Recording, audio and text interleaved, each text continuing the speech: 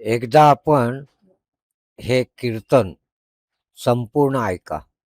खूप सुंदर असे विचार या कीर्तनात महाराजांनी दिले आहेत आणि आपल्याला पण हे कीर्तन आवडेल आणि विचार आवडतील असे मला वाटते.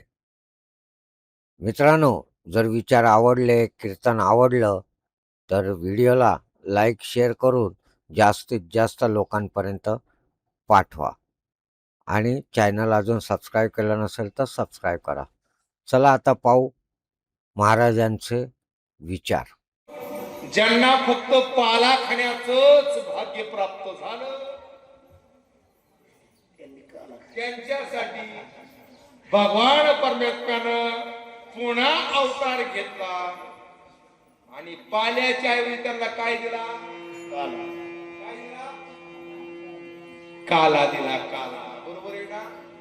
आणि म्हणून तो काला खाण्याचा नेम पाला खाणाऱ्यांना माझे जगदोने तुकोबराय अभंगाच्या